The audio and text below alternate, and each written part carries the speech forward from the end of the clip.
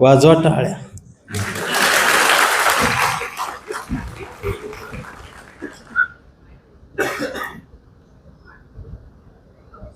विदर्भामध्ये सहन करण्याची ताकद खूप आहे, याचा अनुभव आज प्रत्यक्ष मी घेतला.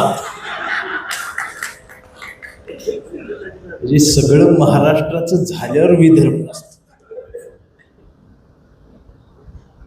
आज राजश्री छत्रपती शाहू महाराजांची जयंती. या वर्षीची जयंतीकडे मी बघतो त्यावेळेला या वर्षीचं वातावरण जरा वेगळंच आहे. म्हणजे महाराजांनी आरक्षण दिलेला तिथून हो प्रवास आता या वर्गीकरणापर्यंत आणि उपवर्गीकरणापर्यंत आलेला आहे. आता तो विषय तर एवढा अवघड आहे की त्यात घुसायलाच नको असं वाटते. घुसलो तर बाहेर पडता येत नाही. आणि इकडं जी वैचारिक पातळी जी घसरत चालली आहे, म्हणजे दोन्हीकडची. कोण म्हणते आम्ही प्रतिगामी, कोण म्हणते आम्ही पुरोगामी. खरं सांगू का, सध्या प्रतिगामी बी काही दिसत नाहीत आणि पुरोगामी बी दिसत नाहीत. जे दिसत आहेत ते हंगामी आहेत. ओरिजिनल फार कमी आहेत, सगळे हंगामी आहेत. आणि असं बोलल्यावर मला मारते. आज विषय आहे कवितेचा, त्यामुळे मी कवितेवर बोलणार आहे. विद्रोही कविता ती जर तिची भावकी सोडून बाहेर पडली तर ती अनेक दिव्यांची वात पेटवत जाते. याचा अनुभव आज मी घेत आहे. प्रत्येकाला मानवता हवी आहे. आणि कविता ही काय एकाच कोणाची मक्तेदारी नसते. प्रतिभा ही झोपडीतच जन्माला येते, तिथंच तिला पंख फुटतात. वेदनेचं गाणं गात गात ती आकाशाला गवसणी घालायला सुरुवात करते. पण कवी कितीही मोठा झाला आणि त्या कवीनं कितीही जाती धर्माच्या पलीकडची कविता लिहिली तरी प्रत्येक वेळेला त्या कवीची जात मात्र शोधली जाते, तेही याच देशात. एवढंच काय, आमचा एखादा अधिकारी जरी झाला आणि त्याला पोस्टिंग मिळालं तर तो त्या खुर्चीवर पोहोचायच्या आधी त्याची जात पोहोचलेली असते. कोणत्या जातीचा अधिकारी येणार आहे त्याच जातीचा शिपाई तिथे नेमणूक केला जातो.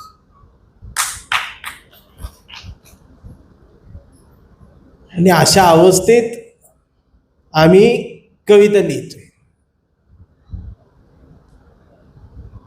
आता हे कवी म्हणजे काय वेगळा प्राणी नसतो. कवी हा कवीच असतो.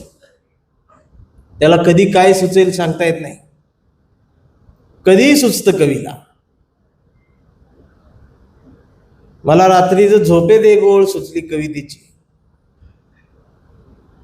ही ज्ञान हा माणसाचा तिसरा डोळा नसून तो पहिला असला पाहिजे, बाकीचे नंतर दोन. हे म्हणजे ज्ञान एवढं महत्वाचं आहे तर तो तिसरा डोळा का, तो पहिला पाहिजे. मी असं लिहिलं, असं काहीतरी चांगलं लिहिले. कवीला एक सवय असते, लगेच कोणाला तरी ऐकवायचं. आता एवढ्या रात्री ऐकवायच कोणाला? 2:30 वाजलेत. शेवटी लक्ष बायकोकडे गेलं. शेवटी हक्काचा माणूस तीच असते. आणि फार धाडस करून तिला झोपेतून जाग केलं तर ती सुद्धा वैतागून उठली आणि माझ्या चेहऱ्याकडे बघतच म्हणाली, काय लिहिलंय का?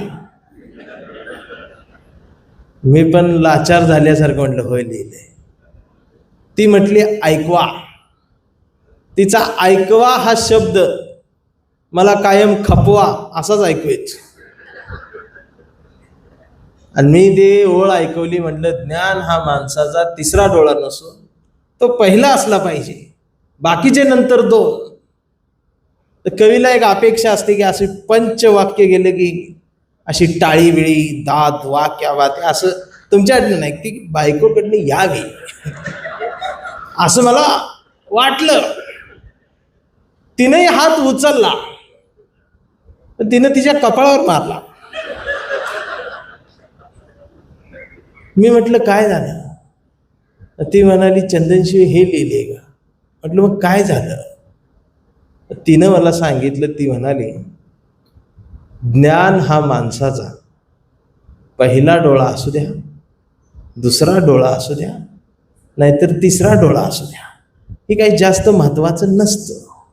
तो कायम उघडा असला पाहिजे, हे जास्त महत्वाचं असतं. आणि विद्रोही कविता म्हणजे ही उघड्या डोळ्याची कविता. ह्या कविता म्हणत मी बोंबलत हिंडायला लागलो. आता विद्रोही म्हणजे खरं बोलणं, सत्य बोलणं. आणि खरं बोललं एक मारत्यात.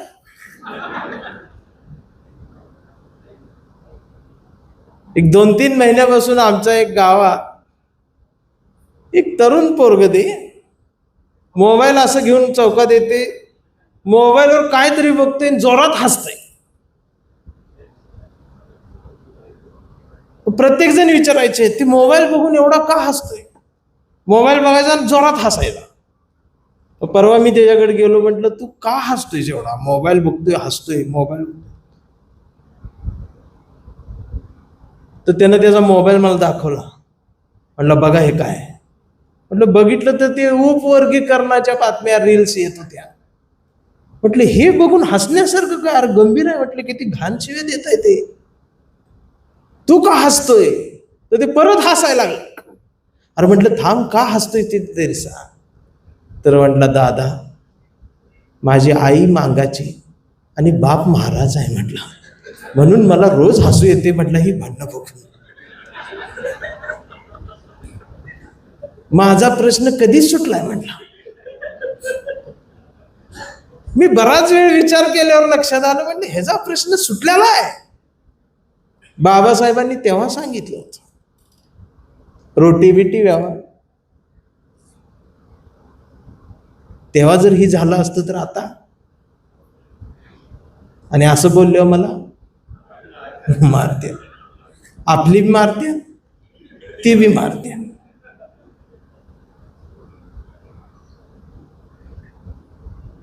म्हणून कवितेनं जाग पाहिजे.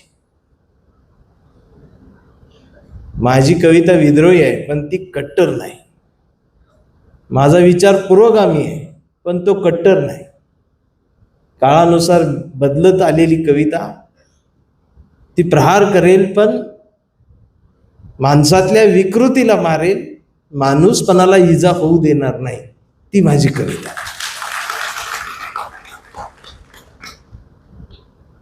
माझं प्रतिगाम्यांवरही प्रेम आहे जेवढं पुरोगाम्यांवर आहे. संवाद माझ्यासाठी जास्त महत्वाचा आहे. तो कुणाशी असो, एकमेकांचा एकमेकांशी संवाद आजच्या पिढीला होणं या काळाची गरज आहे. आज नुसतेच कट्टर आहेत, जे बाहेर काढन जय भीम, माझ्या रक्तात आंबेडकर, बाबासाहेब कुठं? माझ्या रक्तात. मग मी म्हणत असतो, रक्तात तांबड्या पेशी, पांढऱ्या पेशी, O positive, A B negative, आणि जास्त पेढे मलई खाल्ली असली तर शुगर सापडते रक्तात. आता तर डायरेक्ट रक्तच निळं आहे म्हणतात. ही कट्टरता बाबासाहेबांकडं उघड्या डोळ्यानं बघण्याची गरज असताना आम्ही तर आवळूनच धरले. म्हणजे बाबासाहेबावर दुसरं कोणी हक्क दाखवायचाच नाही. आंबेडकरवादी प्रत्येक धर्मात प्रत्येक जातीत आहेत.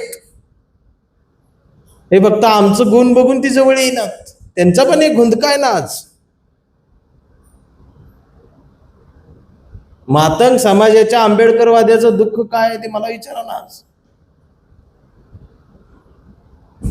एक तर घरची भावकी जगू देईना आणि ह्यो त्याला चौकात थांबू देईना. अशा टायमाला ज्याला आधार देता येतो ना, तो असतो खरा धम्माचं बोट धरून निघालेला आंबेडकरवादी. हा संवाद आहे, हा सगळ्यांशी सुरू पाहिजे असणारा संवाद. देश स्वातंत्र्य व्हायच्या आधी या देशावर इंग्रजांचं सरकार होतं. देश स्वातंत्र्य झाला मग काँग्रेसचं सरकार आलं. मग काँग्रेसचं सरकार गेलं, पुलोचं सरकार आलं, मग भाजपचं सरकार आलं, मग युतीचं सरकार आलं, मग आघाडीचं सरकार आलं, परत काँग्रेसचं आलं, महाराष्ट्रात महाविकास आघाडीचं आलं, महायुतीचं आलं, मोदी सरकार आलं, वाजपेयी सरकार आलं, नेहरू सरकार आलं. आमचं चाललंय तसंच. मला प्रश्न पडतो, भारतीयांचं सरकार कधी आलं? आमचं सरकार कधी आलं? कष्टकऱ्यांचं सरकार कधी आलं? या सरकारची नावं सुद्धा अशीच येतात. भारतीयाचं सरकार कुठं आहे? आणि असं बोलल्यावर आम्हाला मारते. म्हणून कवितेच्या ओळी येतात की पाखरांच्या चोची मधला घास व्हावी कविता, पहिला आणि शेवटचा श्वास व्हावी कविता, कोसळावेत थेंब भुईत मातीचा वास व्हावी कविता, उगवावा पिंपळ एक प्रवास व्हावी कविता, त्याच पिंपळाच्या सावलीला मानवतेचे गीत गाणारी बुद्ध व्हावी कविता, मी करावे पाखरांच्या हवाली तिला मग शुद्ध व्हावी कविता, हिंदूंच्या कंठामध्ये सलाम अधिकम सलाम व्हावी कविता, मुस्लिमांच्या भाळावरचा नाम व्हावी कविता, इंद्रायणीत तरलेला तुकाराम व्हावी कविता, आणि या देशाच्या मातीत विज्ञान पेरणारे अब्दुल कलाम ही व्हावी कविता. या कवितेची आज गरज असताना हल्लीच्या काळात हा प्रवासही काही सोपा राहिलेला नाही. भारतीय म्हणून जगणं आणि प्रत्येक जातीची कट्टरता एवढी वाढली की प्रत्येक जातच एकटी पडलेली आहे. आज शाहू महाराजांच्या जयंतीच्या कार्यक्रमा दिवशीच जात निघालेली आहे. बघाशी आई कशा जयंत्या साजऱ्या करतोय? कारण आमची पुतळ्याजवळ मेंढरांची गर्दी वाढलेली आणि विचारांजवळ कमी झाली. आमच्या मराठी साहित्यामध्ये एक समीक्षक नावाचा प्रकार असतो. तो जो ठरवतो त्याच लाईनीत समीक्षण जसा करल तसा त्या कवीची ओळख होती. अजूनपर्यंत त्यांना मी काही सापडलोच नाही आणि आता तर अजिबातच सापडणार नाही. आता काही समीक्षण मला कोणतरी पाठवले 2-4, तर कोण म्हणते कविता राजकारणात गेली. आता मला पुढच्या आठवड्यात ट्रम्पनं बोलवलं, मी तिकडे जाणार. काय करणार आहे मी?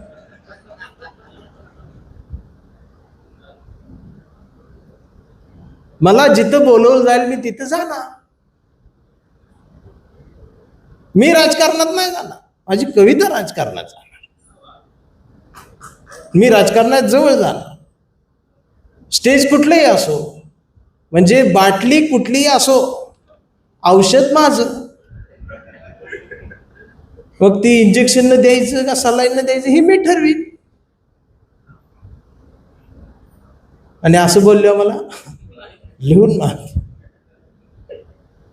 पहिले त्यांचे समीक्षक मारत होते, आता आमचे बी समीक्षक मारते. तरी एक प्रश्न विचारला जातो, चंदन शिवे एवढं आक्रमक का? एवढं तुम्ही ह्याच्यामध्ये काय येता, म्हणजे कॉलर धरायची भाषा काय येते? त्यांना मी एक उदाहरण देत असतो. मी लहान होतो 7वीच्या वर्गात, तेव्हा माझ्या वर्गात एक नाना म्हणून विद्यार्थी होता. आणि तो नाना आमच्या वर्गात गेल्या 15 वर्षापासून नापास होत होता. त्यावेळेला नापास तर नापास, त्याच वर्गात, पुढे ढकलायची पद्धत नव्हती. नाना 15 वर्ष नापास झाला होता 7वीच्या वर्गात. त्यामुळे त्याची दाढी वाढली होती, मिशा आल्या होत्या. आणि नाना 7.5 फूट उंच होता. पोरं गुडघ्याला आणि मास्तर कमरेपर्यंत येत होते त्याच्या. आणि नाना धिप्पाड होता. नाना 200 किलोचा नाना असा. त्यात आमच्या सरांनी नियम केला होता, वर्गात विचारलेल्या प्रश्नाचं उत्तर जो विद्यार्थी बरोबर देईल त्यानं उत्तर चुकलेल्यांच्या कानाखाली मारायची. हा नियम केल्यामुळं आम्ही अभ्यास करायला लागलो. कारण मुलं विचार करायची, सरांचा मार खाल्ल्याला बरा, शेजारच्याचा का खावा, म्हणून आम्ही अभ्यास करायचो. पण नानाला काहीच येत नव्हतं. 15 वर्ष नापास, त्याचा मेंदू चालतच नव्हता. 3 काढलं तर त्याला ओम म्हणायचा. आणि त्याचा परिणाम असा व्हायचा की ज्या विद्यार्थ्याचं उत्तर बरोबर येईल त्या विद्यार्थ्याला एवढा आनंद व्हायचा, ती पहिल्यांदा नानाकडेच जायचं. नाना मागं बसलेला असायचा आणि त्याला नानाला मारावं असं वाटायचं. मग नानालाही माहीत असायचं हे मारायला चालाय. मग नाना उभं राहायचं, मग त्याचा हात काय पोचत नव्हता, मग ते बेंचवर उभं राहून नानाला मारायचं, पण दणका जोरात द्यायचं. आणि नानाला त्रास व्हायचा. आणि नाना दररोज मार खायचा. तो वर्गात आला की सकाळचा व्यवस्थित असायचा आणि शाळा सुटली की त्याचे गाल सुजलेले असायचे, डोळे लाल भडक झालेले असायचे, सगळी त्याला मारायची. पण एवढा मार खाणारा नाना शाळा कधीच बुडवत नव्हता. उलट अर्धा तास आधी वर्गात येऊन हजर व्हायचा. कधी कधी तर रविवारचं सुद्धा तो शाळेत येऊन जायचा, चुकून भरली की काय म्हणून. तो आपल्या गल्लीतला होता, आमचा होता, म्हणून मला वाईट वाटायचं. कारण त्याला रोज मारायची, पोरं चिडवायची. मी एक दिवस नानाला म्हटलं, नाना तू कशाला शाळेत येतोस, तू तर काय पास होणार नाहीस अजून 10 वर्ष, तू शाळा सोड. त्यावेळेला नानाने माझ्या खांद्यावर हात ठेवला आणि म्हणला, एक दिवस तुला कळेल. आणि खरोखर एक दिवस असा आलाच. आमच्या वर्गात सरांनी एक प्रश्न विचारला. प्रश्न वर्गाच्या आणि पुस्तकाच्या जरा बाहेरचा होता. प्रश्न होता, गावाबाहेर बायका जे धुणं धुतात त्या धुणं धुण्याच्या जाग्याला नेमकं काय म्हणतात. आम्ही उत्तरं दिली, ओढा म्हणतात, वगळ म्हणतात, विहीर म्हणतात, नदी म्हणतात, नाला म्हणतात, डबकं म्हणतात, आड म्हणतात, पोहरा म्हणतात, झरा म्हणतात, तळं म्हणतात, तलाव म्हणतात, धबधबा म्हणतात. मास्तर म्हणले सगळ्यांचं चुकतंय. एक जण म्हणला समुद्र म्हणतात. मास्तर म्हणले चुकलं. सगळ्यांचं उत्तर चुकल्यानंतर नाना हळूच उभारला पाठीमागच्या बेंच. नानानं हात वर केला. मास्तर म्हणले सांग, सगळ्यांचं चुकलंय. आणि नानानं हाताची घडी घातली. नाना म्हटला, त्याला पानवटा म्हणतात. पानवटा म्हणतात म्हटल्याबरोबर मास्तरांचा असा आवाज असला आणि नाना म्हणला, सर उत्तर बरोबर आहे का.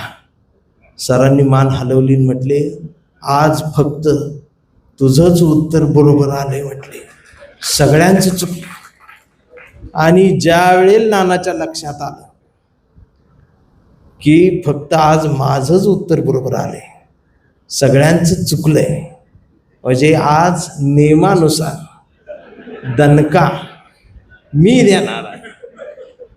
आणि एवढ्यात पोरांच्या लक्षात आलं. नानानं मुलांच्या लक्षात यायच्या आधीच नानानं पळत जाऊन दार लावलं आणि कडी लावून नाना दाराजवळ थांबला. तशी पोरं बोंबलायला लागली. कारण नाना साधा नव्हता. नानाचा एक हात 28 किलोचा आणि पोराचा गाल 250 ग्रॅमचा होता. दणका साधा बसणार नव्हता. मास्तर थरथर कापायला लागले, पोरं ओरडायला लागली. सगळं गाव शाळेभोवती गोळा झालं. दार कोण उघडना. सरपंचांना बोलवून आणलं. मग सरपंच मागून खिडकीतून वर आले. तर खिडकीतून बघितलं. सरपंचांनी विचारलं, म्हणजे मास्तर काय झालं, नाना का थांबलाय, पोरं अशी का रडतायत, तुम्ही का घाबरलाय? मास्तर म्हटले, सरपंच घोळ झाला. आज फक्त म्हटले उत्तर नानाचंच बरोबर आलंय. सगळ्या गावाला हा नियम माहीत होता. जसं नानाचंच उत्तर बरोबर आले हे कळलं, तसा सरपंचाचा बीपी वाढला. कारण पहिल्या बेंचवर त्यांचाच मुलगा, पहिला दणका त्यालाच बसणार होता. सरपंचांनी खिडकीतनंच हात जोडले, म्हटले, मास्तर पाया पडतो, म्हटले आज नियम बदला. नियम बदला म्हटल्याबरोबर नाना चिडला. नाना समोर आला आणि नानानं मास्तरला सांगितलं, मास्तर 15 वर्ष झाली हा नियम आहे. मी आजपर्यंत कधी म्हटलं का नियम बदला? मास्तर म्हटले नाही. मी कधी तक्रार केली का? मास्तर म्हटले नाही. आज जर नियम बदलला तर पहिला दणका तुम्हाला बसेल. शांत बसलं मास्तर आणि नानानं वर्गावर नजर टाकली. नानाला आठवायला लागलं, मला त्यानं कसं मारलं होतं, मला यानं असं मारलं होतं, यानं कानावर गालावर. नानानं सेव केलं होतं आणि नानानं व्याजासहित परत द्यायला सुरुवात केली. फोडून काढली. सगळा वर्ग ओला झाला. शाळा सुटली. नानानं मला काय मारलं नाही आणि माझं बी उत्तर कधी कधीच बरोबर येत होतं. त्याचं दप्तर माझ्या हातात दिलं. नाना मला हे ठेव, तुला मी शाळा सोडली. आणि मग नानानं मला सांगितलं की तू त्या दिवशी मला विचारलं होतंस की तू शाळा का सोडत नाहीस. तर नानानं उत्तर दिलं. नाना म्हणाला, मी शाळा एवढ्यासाठी सोडत नव्हतो की मला माहीत होतं, म्हटला एक ना एक दिवस तरी माझ्या प्रश्नाचं उत्तर बरोबर येईल. त्या दिवसाची वाट बघत मी सहन करत होतो. आणि हा नाना दुसरा तिसरा कुणीच नाही. हा नाना म्हणजेच आमचा हा बहुजनांचा समाज आहे, जो 5000 पिढ्या या नियमावलीत, या नियमाखाली दडपून जगत आलेला आहे. आणि हे परत द्यायचे दिवस दणके आमच्या आयुष्यात कुठले मिळाले असतील तर तो दिवस म्हणजे आजचा 26 जूनचा राजेश्री शाहूराजा जन्माला आला. तसा दिवस म्हणजे 14 एप्रिल बाबासाहेब जन्माला आले. आणि हा महाराष्ट्र कोणी कितीही काही केलं तरी फुले शाहू आंबेडकरांचाच राहणार आहे. हा छत्रपती शिवाजी महाराजांचाच राहणार आहे. हा लोकशाहीर अण्णाभाऊ साठ्यांचाच राहणार आहे. मगाशी जीवन सर म्हटले तसे, वळख ना पाळकन पुढचं बघा नाव आता. कुठं काय जोडायचं हे आम्ही पण एकदा आता ठरवून घेऊया ना. कविता जी येते ही सुटातून बुटातून कोटातून भरलेल्या पोटातून नाही, ती उपाशी पोटातूनच खरी कविता जन्माला येते. ती मिशीवर पीळ देते, ती मुरदाड असते, ती रानावनातून भटकून येते. याचा अर्थ गॅलरीत बसून लिहिलेली कविता खोटी असते असं नाही. पण आमच्या वेदनेचं गाणं गाणारी कविता जर आम्ही लिहिली तर ती आमच्याच लोकांनी ऐकावी असा हा आमचा हट्ट का? ती कविता सगळ्या जगानं ऐकली पाहिजे, हा माझा हट्ट असतो. चळवळीची कविता चळवळीच्याच घरात का? चळवळीची कविता ह्या पूर्ण विश्वाला माहिती झाली पाहिजे. मगाशी जे सांगितलं सरांनी त्या निग्रोंचं तिकडचं, त्यांचं आणि आमचं दुःख काही वेगळं नाहीच, वेदना तीच आहे. आणि आज सुद्धा इंडियाची जी वेदना आहे तीच भारताची सुद्धा वेदना आहे. फक्त ही धर्म आणि जाती खूप कट्टर झालेत. ही कट्टरता थांबली पाहिजे आणि संवाद झाला पाहिजे. तो संवादच होत नाही. हल्ली चौकात गेलं तर कोण म्हणते मी हिंदू, मी म्हणते मुस्लिम, मी बौद्ध, मी मातक, मी ह्याव मी त्याव, आणि मी मध्ये जाऊन म्हणतो मी भारतीय, तर मग मारत्यात. म्हणते हे नवीन काय आलं, मी म्हणतो मी जुना आहे, नवीन तुम्ही आहे, असं ठणकावून सांगितलं मग अजून मारत्यात.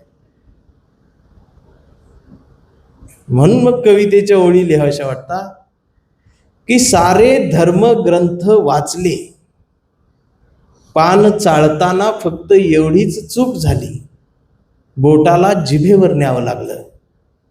मी धर्मालाच थुक्का लावला आणि मी माणूस झालो. परवा घर रंगवताना रंगांचीच फार भीती वाटली. लोक हरामी, घराचा रंग बघून माणसाची जात ठरवतात. म्हणून मी अख्खं घरच पांढरशुभ्र केलं. मी जातीलाच चुना लावला आणि मी माणसात आलो. ते माणसात येणं आज गरजेचं आहे ना. ही आमच्या विद्रोहाची जशी कविता झाली तशी आमच्या आतल्या संवेदनेची एक कविता आहे. मला काही पत्रकारांनी विचारलं कवितेची व्याख्या काय तुमच्या मते. मी म्हटलं कवितेची व्याख्या असते का? तर ते म्हणले की आजपर्यंत सगळ्याच कवींनी कवितेची व्याख्या केलेली आहे. म्हटलं कशी कशी आहे? तर म्हटले प्रत्येकाची वेगवेगळी कविता आहे. तुमच्या कवितेची व्याख्या तुम्ही काय करा.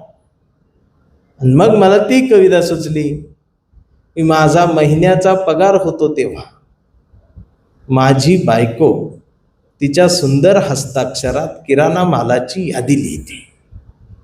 ती यादीच माझ्यासाठी जगातली सर्वात सुंदर कविता असते. आणि त्या सुंदर कवितेची खरी खुरी समीक्षा फक्त आणि फक्त तो हरामखोर दुकानदारच करत असतो.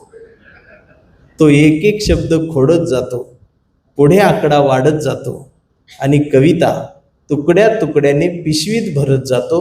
आयुष्यभर माहीत नाही, पण महिनाभर कविता आम्हाला पुरून उरते. महिनाभर कविता आम्हाला पुरून उरते. ही आमच्या जगण्याची कविता. आमच्या जगण्याच्या कवितेचं सामर्थ्य सांगत असताना समोरच्याच्या जगण्याची कविता पुसून टाकली जाऊ नये याचीही काळजी घेता आली पाहिजे, तर तो विद्रोही कवी असतो. विद्रोह म्हणजे काय? मारायला गेलेला. विद्रोह म्हणजे काय? सगळं संपवायला गेलेला. विद्रोह म्हणजे नव्यानं पेरणी करणारा आणि नवनिर्मिती करणाऱ्याला विद्रोही म्हणतात. काळानुसार विद्रोहाची व्याख्या, विद्रोही कविता व्याख्या तीच आहे. कविता बदलत आली. त्यावेळेला नामदेव ढसाळांची कविता आक्रोश करत आली आणि त्या काळाची ती गरज होती. कारण त्या काळात नामदेव ढसाळनं घातलेली शिवी ही त्या काळातल्या वंचितांसाठी ओवीच होती. आणि त्यावेळेला बहिऱ्या झालेल्या कानांना या शिवीशिवाय ती कान उघडे होणार नव्हते. त्यानंतर मग सुर्व्यांची एक कविता आली. सुर्व्यांच्या कवितेत सुरुवातीला सुर्वे मला असे वाटतात की सारस्वतानो माफ करा मी एक गुन्हा करणार आहे. म्हणजे आधी माफी मागतात आणि मग गुन्हा करतात. मग हा गनिमी कावा खेळताना ते दिसतात. ती एक कविता येते. तशा अनेक कविता, वेगवेगळ्या प्रकारच्या कविता या येत राहिलेल्या आहेत. पण विद्रोहाची कविता हे एक वेगळं अंग आहे. ती कुठंही गेली, चौकात जरी ती विद्रोहाची कविता उभी राहिली तरी विद्रोहाची कविता लक्ष्मीपासून कायम वंचित राहत आलेली आहे. ती सजलेल्या स्टेजपासून कायम तिला वंचित ठेवलं गेलेलं आहे, कारण ती आक्रोश करत येते. मग मला प्रश्न पडतो, कुठंवर विद्रोही कवी शबनम अडकावून असं एसटीने येणार आणि मग त्याची कविता ऐकायला आमचाच कवी असणार. मग एक कवीची कविता झाली, तो कवी कविता म्हणतोय, त्याची ट्रॉफी घेऊन तो इकडं निघून जातोय, दुसरी तोंडाडच बघते. ते म्हणते आमचं पण ऐका की, नाही ऐकत. आणि ही साहित्यिक चळवळ तेवढ्याच चौकटीत अडकून पडत चालली की ही भीती वाटायला लागलेली आहे. आणि याच्यामुळं नको ती मेंढरं वाढतायत. शहाणपणच नाही. तुम्ही बघा त्या सोशल मीडियावर आई बहिणीवरून शिवाय यंग जनरेशनच्या. कारण घरातलं आमच्या जातं गेलं, पण ते नुसतं जातं गेलं नाही तर त्या जात्यासोबत ओव्या गेल्या. जात्यासोबत ओव्या गेल्या म्हणजे कविता गेली. पण आजही कविता आणि संस्कृतीचा पदर जर कोणी सांभाळला असेल तो विद्रोही साहित्यानं सांभाळलेला आहे, तो आंबेडकरी साहित्यानंच सांभाळलेला आहे, तो दलित साहित्यानंच सांभाळलेला आहे. तो पदर अजून ढळू दिलेला नाही. आणि शहाणपणाचा धडा हा दलित वस्त्यांमध्ये जास्त प्रमाणात गिरवू लागलाय आणि फेक अकाउंटनं देशपांडे आई बहिणीवर शिव्या देऊ लागलाय. ही आजची परिस्थिती आहे. हे वैचारिक शहाणपण आणि शहाणपणाची होत असणारी घसरण आजच्या काळात फार गरजेची आहे. म्हणून कविता ही आक्रोश जरी करत आली तरी ती कुरवाळत आली पाहिजे, ती गोंजारत आली पाहिजे, माणूस पण जोपासत आली पाहिजे. कवीनं तुकारामाच्या मांडीवर बसून लिहिलं पाहिजे आणि ऐकणाऱ्यानं वाचणाऱ्यानं रायगडाच्या पायरीवर बसून ऐकलं पाहिजे. आणि ऐकून झाल्यानंतर चौदार तळ्याच्या काठावर फिरत फिरत भिडेवाड्याच्या वर्गात जाऊन फळ्यावर गिरवलेले अक्षर वाचून पुन्हा एकदा शहाणं होता आलं पाहिजे. हा आमच्या आजच्या कवितेचा प्रवास असला पाहिजे. नात्यांची कविता, मातीची कविता, प्रेमाची कविता, हळव्या कविता या सगळ्या होत आला. आता पाऊस पडायला लागलाय 2 दिवस. आता पावसाच्या कविता, आता सगळ्या फेसबुकवर कविताच कविता, व्हॉट्सअपवर बी कविता कविता. म्हणजे रस्त्यानं जाताना एखाद्याला धक्का लागला तर तो कवी असू शकतो, एवढे कवी वाढतात. ह्या सगळ्यापेक्षा आज काळाला गरज आहे ती माणुसकीची कविता, सत्याची कविता. सत्यमेव जयतेच्या रस्त्यावरून अनवाणी पायांनी पाठीवर दप्तर टाकून आरक्षण शाळेत जातं तेव्हा. सत्यमेव जयतेच्या रस्त्यावरून अनवाणी पायांनी पाठीवर दप्तर टाकून आरक्षण शाळेत जातं तेव्हा या देशातल्या पाऊल वाटा वंदे मातरम गातात आणि झाडावरची पाखरं सुद्धा राष्ट्रगीत अभिमानानं गुणगुणत असतात. आरक्षण शाळेत जातं, घंटा वाजते, शाळा भरते.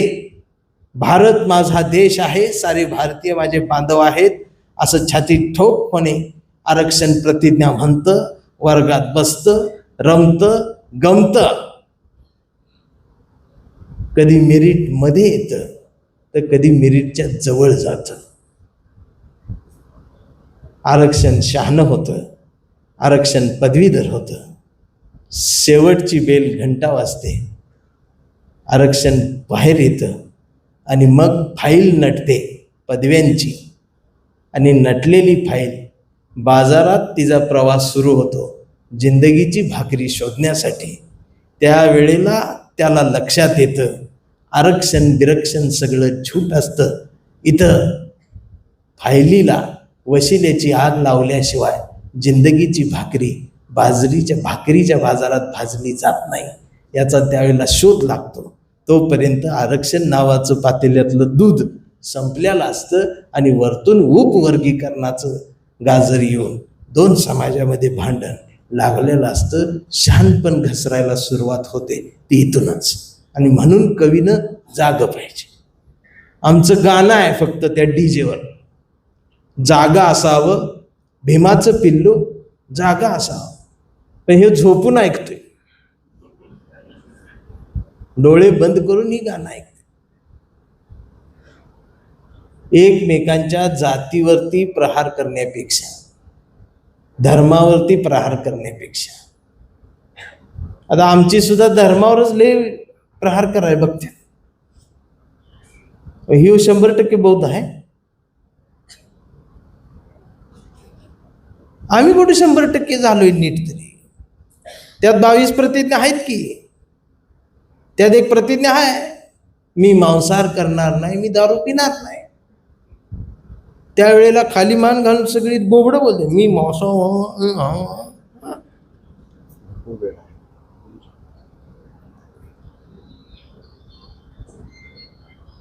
ह्यातनं आम्ही तरी बाहेर कुठं पडतो.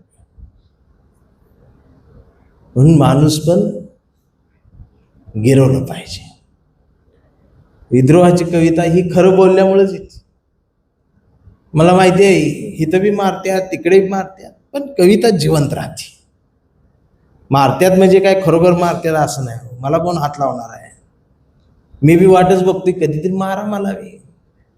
मला आत्ता कळायला लागले, मार खाल्ल्यावर बी फेमस होते.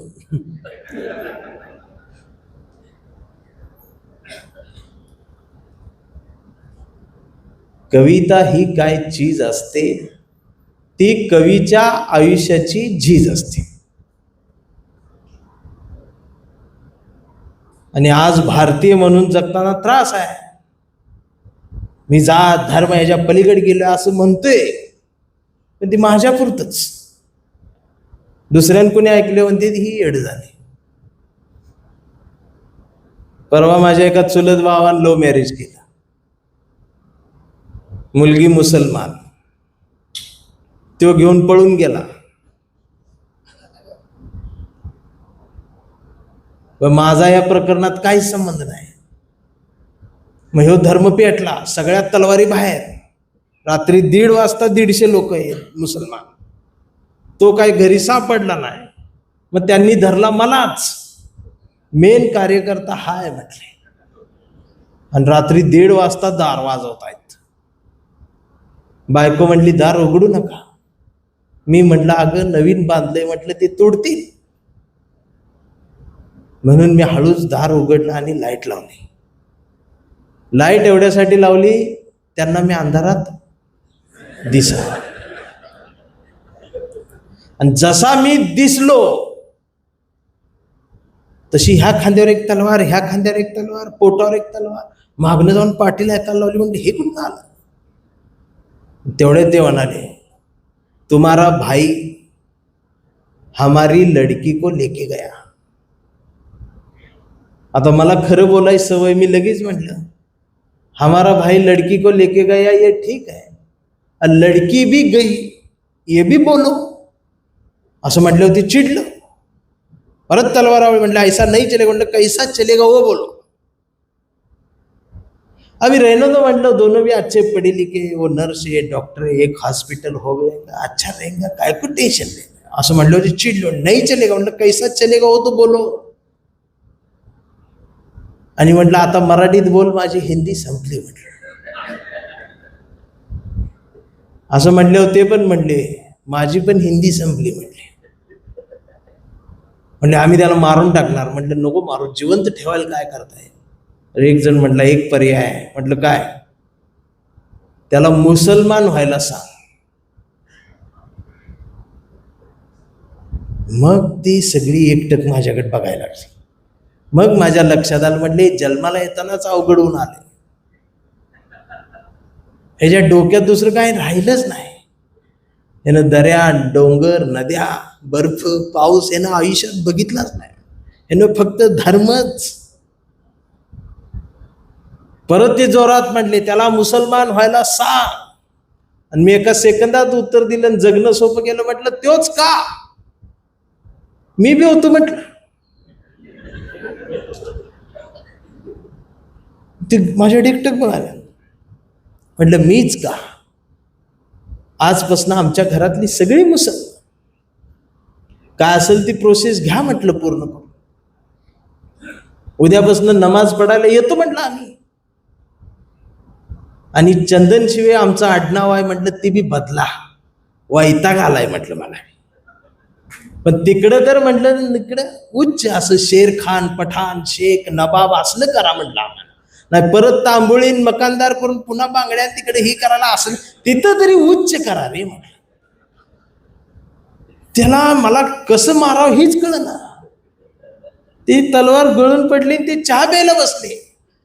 बायकोन चहा ठेवला, ती चहा दूध ओतायला गेली. तिला म्हटलं थांब, दूध नको होतो. ती म्हटली का, म्हटलं आण काळा चहा.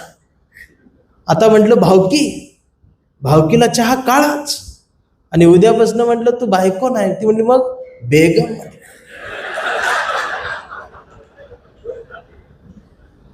जे धर्माच्या नावान मारायला आले होते ते चहा पिऊन गेले. 4 दिवस संपले. आणि माझा दुसरा एक चुलत भाऊ सकाळी सकाळी दारात. म्हटलं आज इकडे कसा काय. तर मला म्हटलं दादा एक काम आहे. म्हटलं बोल. मी मुंबईला असतो. हा म्हटलं माहिती आहे, बोल. तर म्हटलं माझं पण सुरू आहे म्हटलं. म्हटलं अडचण काय. म्हटलं लग्न करायचं आहे. म्हटलं करायचं आहे, पण तुला प्रॉब्लेम काय. तर म्हटलं मुलगी ख्रिश्चन आहे म्हटलं. म्हटलं लईच प्रॉब्लेम झाला तर आपण ख्रिश्चन. तो म्हटला परवा तर मुसलमान झालास. म्हटलं आता एक काम करा, 1 आठवडा हिंदू, 1 आठवडा ख्रिश्चन, 1 आठवडा मुसलमान, 1 आठवडा बौद्ध, अजून काय असलं तर शनिवार रविवार विकेंडला वाटून घ्यायचं. घराच्या बाहेर लिवायचं सर्व धर्म समभाव. घराचं नाव संविधान. विषय सांग. एवढा देश सोपा आहे.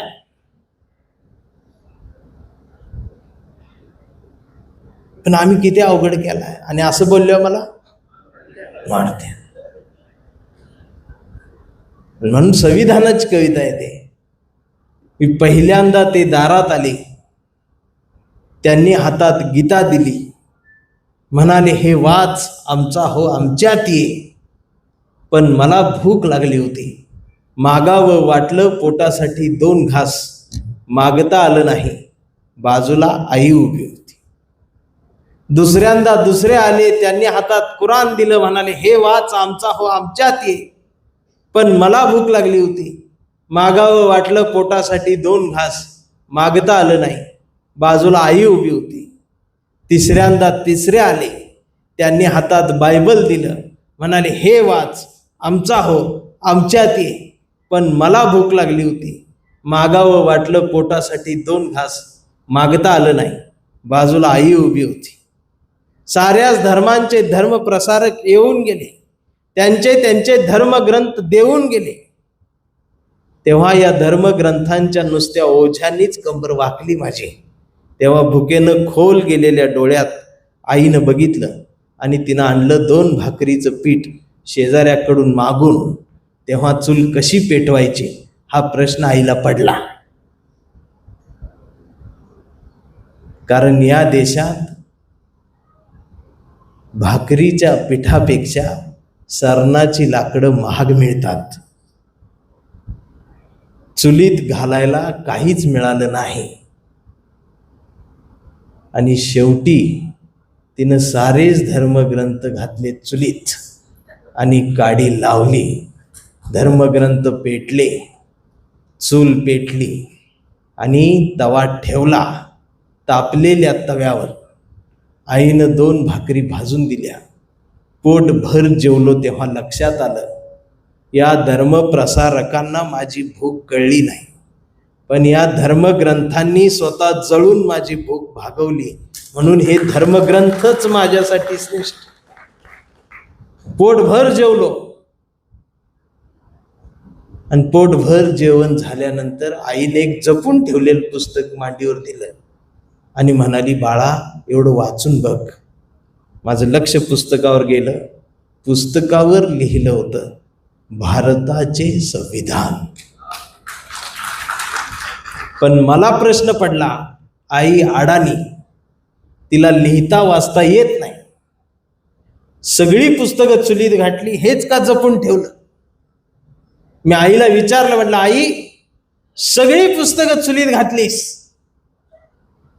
हे का नाही घातलंस? याच्यावर पण एखादी भाकरी भाजली असती. तर आई म्हणाली, काही नाही रे बाळा, काल हे बी पुस्तक मी चुलीत घालून बघितलं, पण बाळा याला आग लागलीच नाही.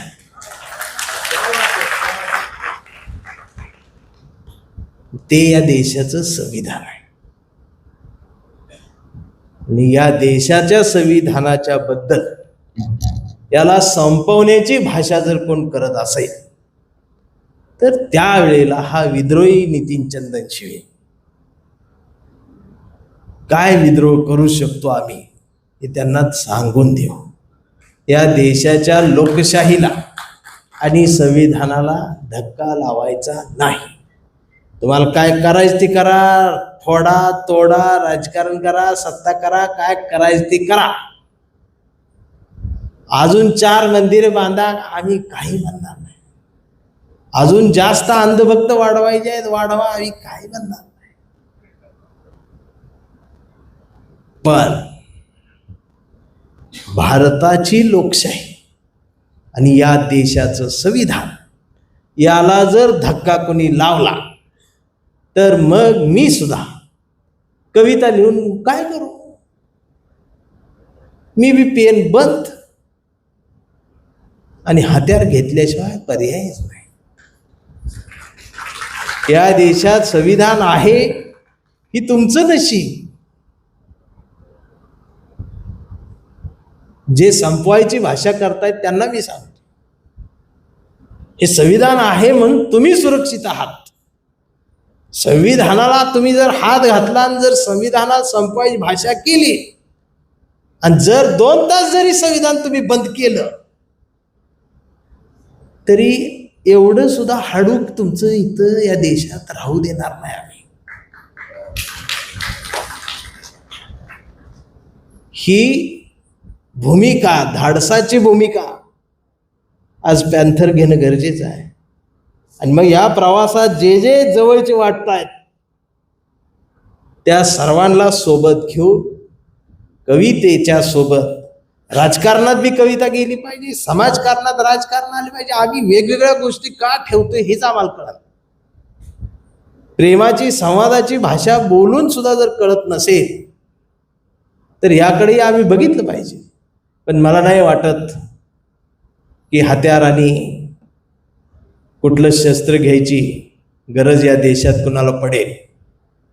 कारण कितीही कुणी काही केलं तरी हा देश बुद्धाचा आहे यावरती आमचा विश्वास आहे. कविता जगवते, कविता मोठं करते. माणसावर प्रेम करणारी ती कविता असं आहे. म्हणून कवितेच्या ओळी आहेत की अरे यावं त्या चार्ली चॅप्लिननं माझ्याकडं, धरावा त्याच्या हसऱ्या दुःखाचा कागद माझ्या समोर आणि म्हणावं मला नितीन, लिहिना माझ्या मुक्यात जगण्याची एखादी बोलकी कविता. तू माणसांवर प्रेम करणारा कवी आहेस. मी उचलावं पेन, तेवढ्यात हिटलरने तिथं यावं. हिटलरने म्हणावं मला नितीन, घे ना माझं रक्त, त्या रक्तानं लिहिना कविता जर्मनीच्या साम्राज्यवादावर आणि मी कोंडून मारलेल्या श्वासांवर. तुझी माणुसकीची कविता वाचून मला कदाचित ते माफ करतील मित्रा. आणि मग मी लिहावी कविता, तेवढ्यात समुद्रातून हातात मीठ घेऊन लादेन तिथे यावं. आणि लादेनं गुडघ्यावर बसून मला म्हणावं, नितीन दे ना तुझा थोडासा तुकाराम, काश्मीरच्या बर्फात पेरावा म्हणतो, आणावी म्हणतो हिरवी वारी पंढरीला. आणि मी द्यावा त्याचाच त्याला पैगंबर आणि सांगावं या देशात पैगंबर पेरला की तुकारामच उगवत असतो म्हणून. त्यानेही ते मान्य करावं. यावं त्या डोनाल्डने, यावं त्या पुतीनने. मी सांगेन त्यांना तिसरं महायुद्ध विसरा, माझी कविता नेहमी आडवी आहे. त्यांनी ते मान्य करावं. आणि तुम्ही या सगळ्यांनी माझ्याकडं तुमच्या मेंदूतला इतिहासच एकदाचा जाळून टाकावा म्हणतो आणि तुम्हाला दाखवावं म्हणतो हा सुंदर भूगोल, जो तुम्हाला आणि आम्हाला येणाऱ्या पिढ्यांसाठी फार जपून ठेवायचा. वातावरण बघून जगण्यासाठी देश बदलणाऱ्या पाखरांनी सांगा कुणाची गाणी गायची. माझी कविता त्याच पाखरांच्या थव्यात कायम उंच उंच विहार करत राहील, कारण मी फक्त आणि फक्त माणसांवर प्रेम करणारा कवी आहे. कारण मी फक्त आणि फक्त माणसांवर प्रेम करणारा कवी आहे. हे माणसावर प्रेम करणं आज काळाची गरज आहे. बराच वेळ झाला आहे. कांबळे तर आहे ब्रँड.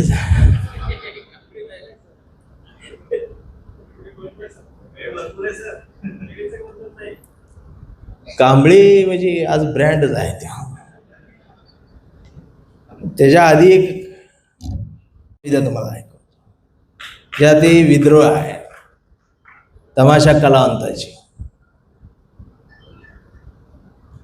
ही मस्तावलेल्या नजरांना नजर भिडते अंधारात, मस्तावलेल्या नजरांना नजर भिडते अंधारात, मोगऱ्याचं चांदणं माळते मी वेणीच्या अंबरात.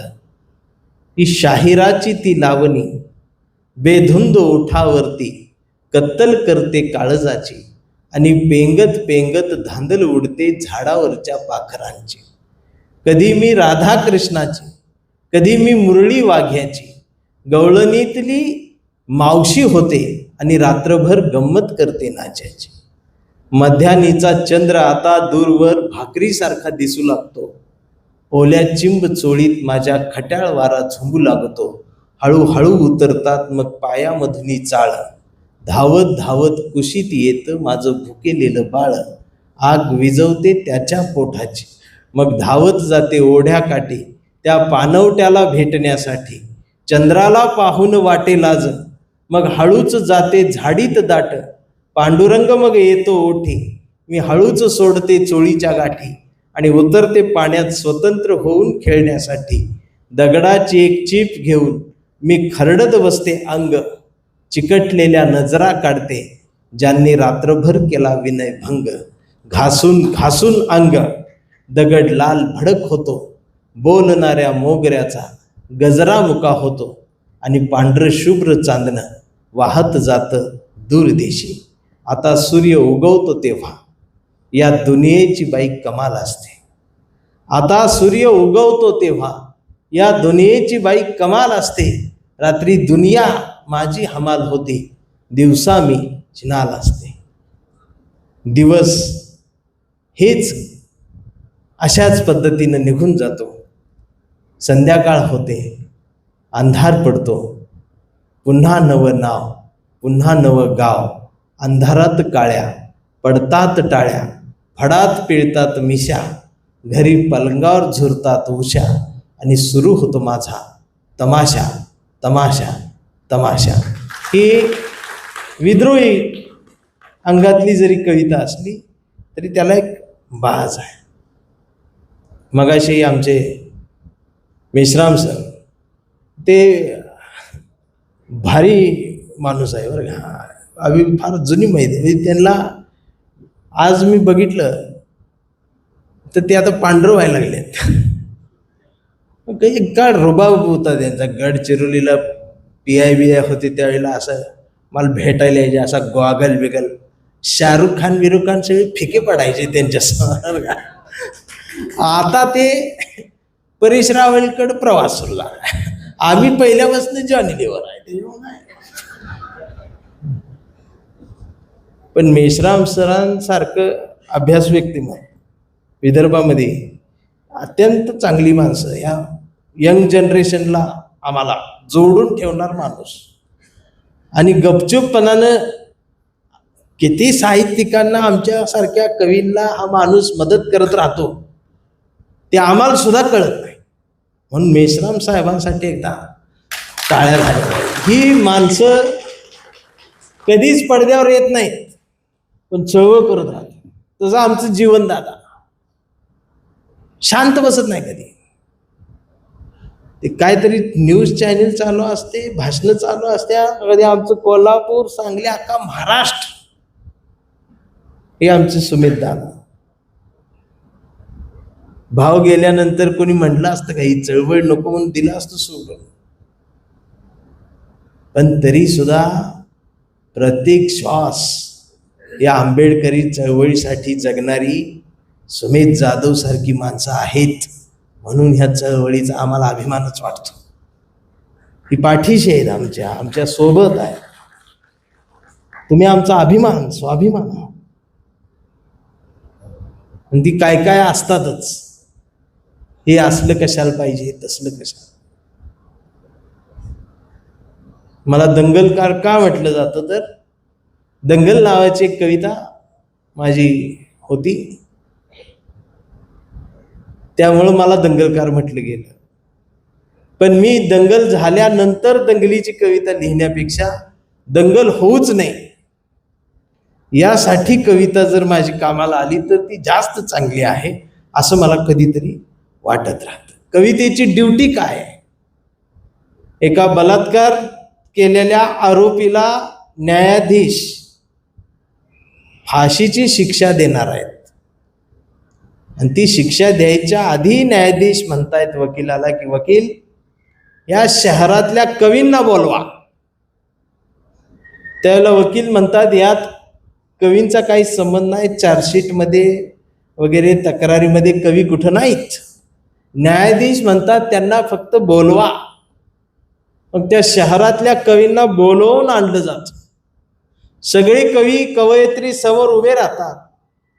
सगळे कवी म्हणतात न्यायाधीश साहेब, आमचा बलात्कार या घटनेमध्ये काही संबंध नाही.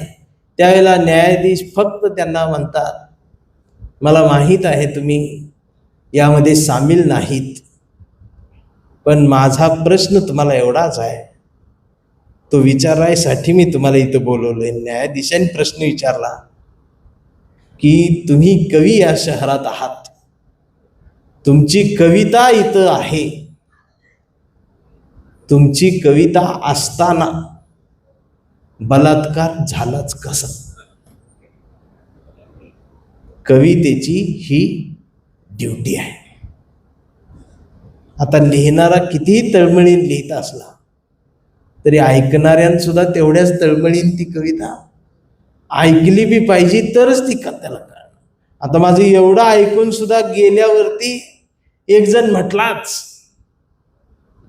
चंदन शिवे म्हटल्यावर नेमकं ती त्या जातीचा असं.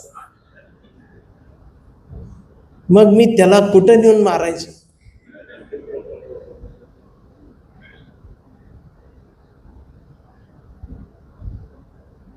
ते फेसबुकवरती 10,000 करोड बौद्धांचा ग्रुप आहे. म्हणजे त्याची कल्पनाशक्ती बघा किती. 10,000 करोड बौद्धांचा ग्रुप. देशाची लोकसंख्या 150 कोटी आहे आणि त्यानं ग्रुप काढलाय 10,000 करोड बौद्ध. आणायचे कुठनं? मग त्या तिथं असते तरी काय, तर एक सुंदर मुलगी, अर्धी छाती उघडी, फेट्यात बाबासाहेब, आणि त्यानं वर लिहिलेलं असते, एका बापाची औलाद असाल तर कमेंटमध्ये जय भीम लिहा. मग लिहायलाच लागते जय भीम. नाही लिहावं तर परत डोकत झोपच लागत नाही. 2 बापांना जय भीम. आता त्याला ही कविता कळणार आहे का?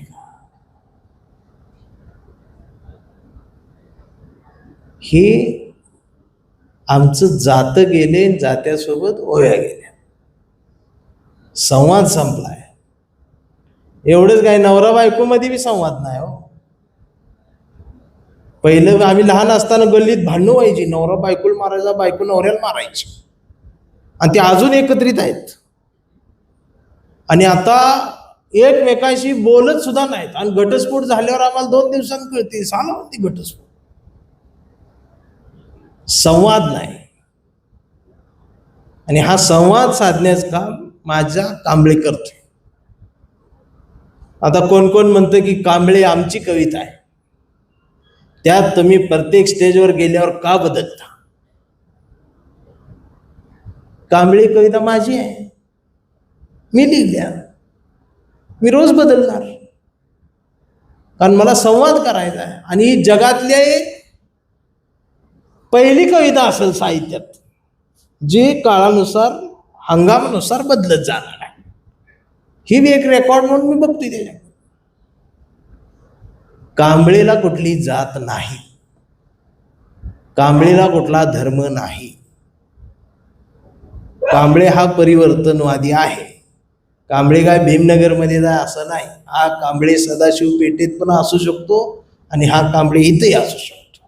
कांबळे सगळीकडे आहे. आणि हे आता मला कळायला लागले, असे कांबळे भरपूर आहेत. आमचा संवादच होत नव्हता आजपर्यंत.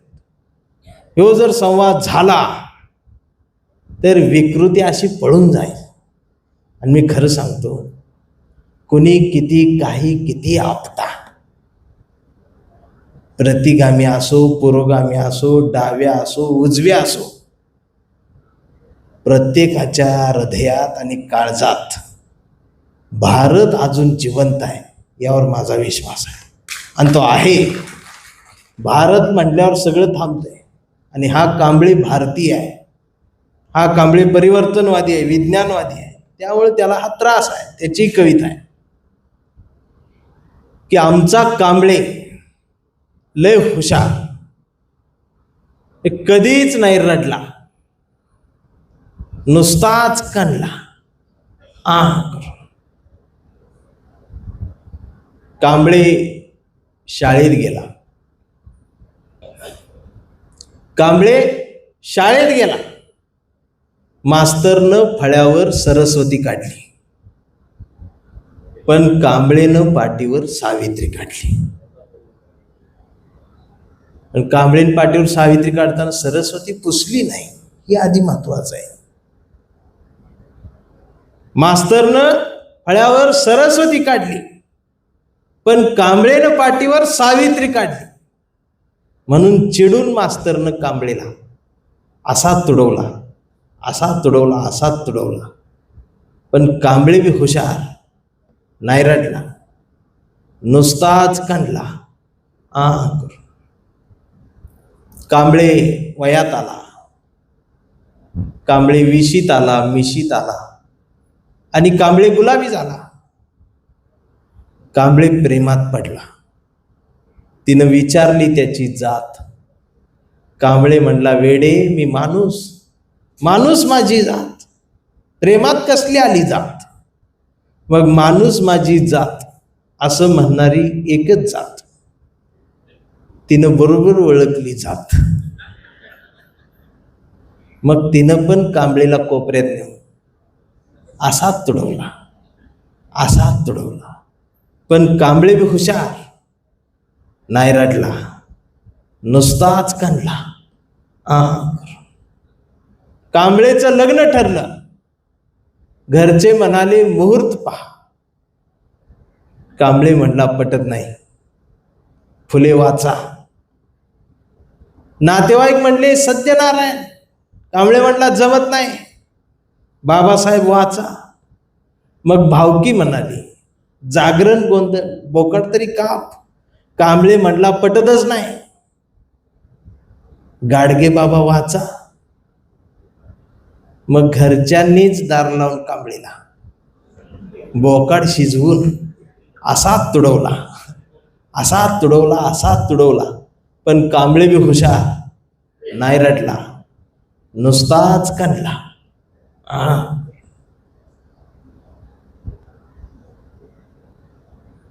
आता कांबळेचा मुलगा मोठा झाला. कांबळे चळवळीत आला. चळवळीचे सगळे गट तट बघितले, RPI ABCD, आता दिवाळीपर्यंत झेड पर्यंत जाईल आणि झेड संपले की रोमनांक काढतील, पण गट काढतील.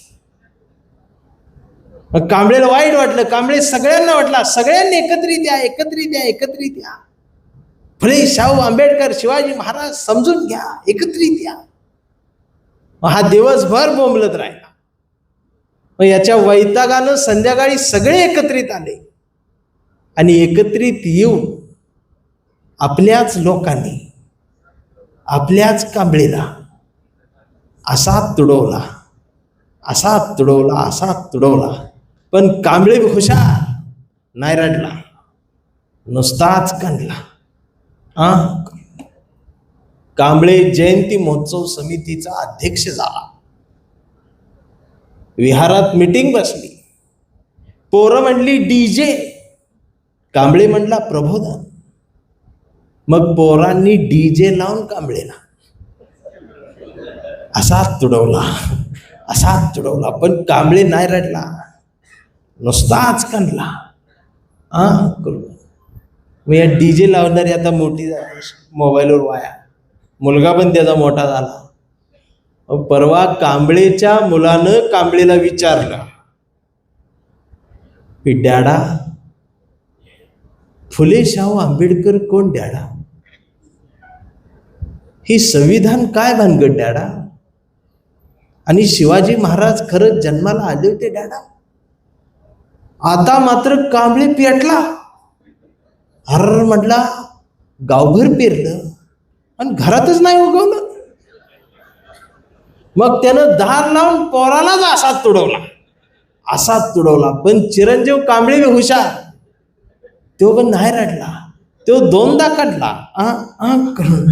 मग याच्या लक्षात आलं, DNA मधनं ही डबल गेलं, विचार पुस्तकातनं जात असत्या.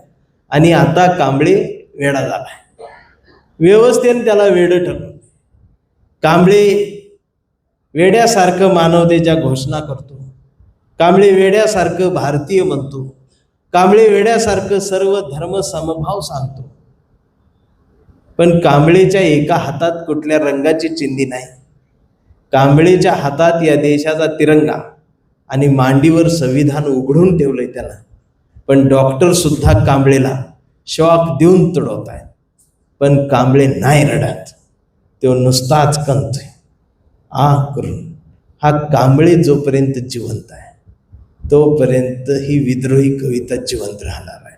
हा कांबळे जोपर्यंत जिवंत आहे तोपर्यंत ही चळवळ, हा देश आणि फुले शाहू आंबेडकर, छत्रपती शिवाजी महाराज यांचे विचार या मातीत अजरामर आहेत, ते कायम राहणार आहेत. आणि हा कांबळे सुद्धा कधीच मारणार नाही, तो कायम थांबणार आहे. नागपूरमध्ये तुम्ही मला उभं केलं आहे, सतत 8 दिवस झालं प्रवास सुरूच आहे. म्हणून आभार काही न मानता मी एवढंच म्हणेन की आभारांचे भार कशाला, सत्कारांचे हार कशाला, मनात एक घरटं बांधूया. या कवितेच्या घरट्याला दार कशाला, झुळझुळत्या या झऱ्याला आपल्याही शब्दांचं पाणी देत राहूया. मिनमिनत्या या कवितेच्या दिव्याला आपल्याही जगण्याचा उजेड देत राहूया. आणि जोपर्यंत विद्रोही कविता आणि ही चळवळ आपल्या मनाला साथ घालेल त्याला आयुष्यभर आत्ताच प्रतिसाद देत राहूया. मला वाटते पिक्चरचा शेवटचा सीन झाल्यावरती नावं वर जाते तशी लोक तर कवी सुद्धा असाच पडद्यावर, आमचा विद्रोही कवी असाच पडद्यावर कायम इथनं पुढं झळकत ठेवा, काळाला त्याची गरज आहे. जय भीम, जय भारत, धन्यवाद.